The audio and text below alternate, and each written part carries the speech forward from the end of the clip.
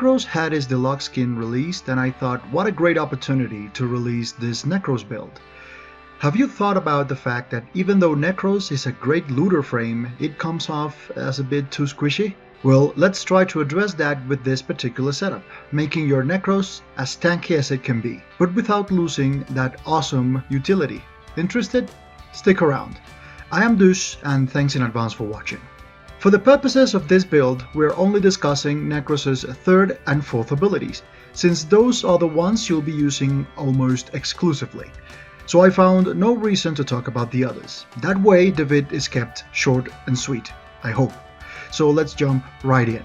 Desecrate, Nekros' 3rd, emits an aura that affects every corpse within a set radius of up to 25 meters, as default, giving you up to a 54% chance to reroll said corpse's drop table and produce additional loot.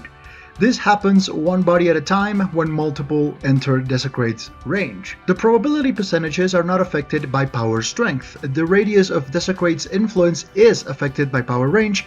The extra loot you can get with it includes all things normally found on the affected enemy's drop table, and unlike popular belief, it does not cause extra reactant to drop. Also note that if you chop the body in multiple pieces, it will sometimes cause extra loot to appear. One of the achievements of the first Tenacon was to turn this ability into a toggle. You press the button and it's on. But one of its issues is the energy economy involved. Consuming 10 energy per body affected as default, and even with max efficiency, can be quite bothersome. So enter the Spoil, Desecrate's augment, which in turn will take your health instead of your energy as fuel for the ability. Note that the amount of health consumed can be tweaked with efficiency as well. This augment solves the economy problem while adding towards the synergy of this build that will be explained later on. Now, Desecrate can affect most enemies as well as faction allies in invasions, the Grustak 3, Eczema units, and good old Uncle War. It won't work on enemies that explode, such as the Infested Runners or the Orokin Sabotage bosses.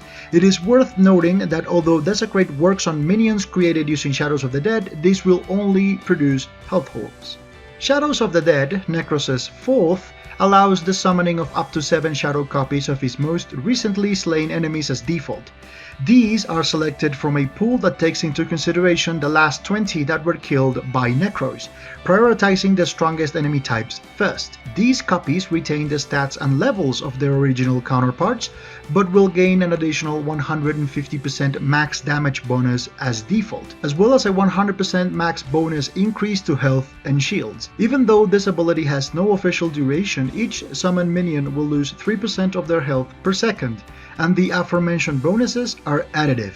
On top, said perks are affected by power strength, and health drain of the summoned minions is affected by power duration. Also, recasting the ability will cause the shadows that remain active to fully regain their shields and health, and if the number of said shadows is below the maximum capacity, then Nekros will summon more to fill in that gap. This ability is great for taking aggro away from you, since the shadows have a bigger threat level than that of players, which causes enemies to prioritize attacking them over you.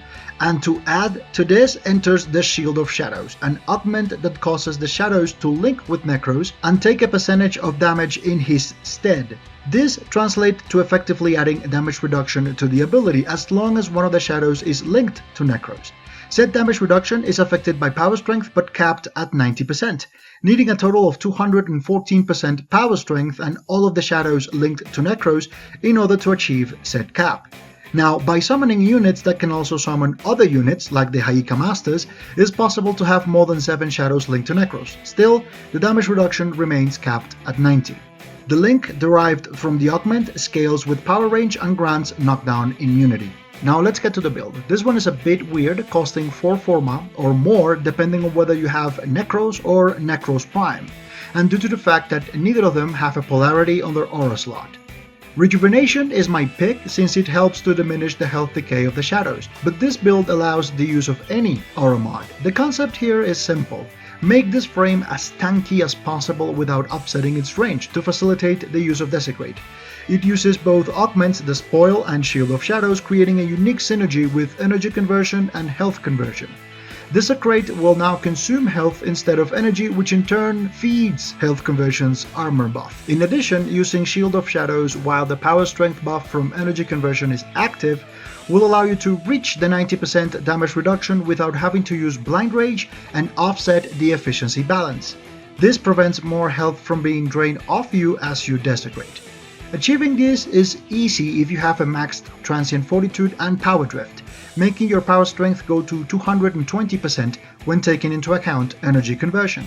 Prime Continuity will make up for the loss of duration caused by Transient Fortitude and adds a little bit extra to help with the Shadow's lifespan. And Vitality exists because you need that bigger health pool in order to desecrate as often as possible. I personally love this build. It synergizes every mod in unique ways, creating a setup that effectively reduces damage up to 98-point-something%. If we take into account the armor buff from health conversion, the frame's default armor, and the damage reduction from Shield of Shadows. This is not the theoretical highest, but it's pretty damn high. Another thing that I absolutely love about this is the fact that the stats don't reveal just how good you can be, and yes, some of these mods are quite difficult to get, but the effort is well worth it. Nekros is a must-have in your team if you want to speed up that grind, and adding Tank to its list of capabilities only furthers the validity of that assertion. If you're on the hunt for a Nekros build now that it has its deluxe in order to show off that fashion frame of yours, give this one a try. It won't disappoint, trust me. And for my part, that's all for now. Hope you enjoy your new tanky spooky Nekros. Thanks again for watching. If you enjoyed the video or you found it interesting, please consider giving it a like. Don't forget to subscribe for more Warframe content and follow me on Twitter to keep up to date with everything. Wherever you are, have an amazing day. I'll see you in the next one. Take care.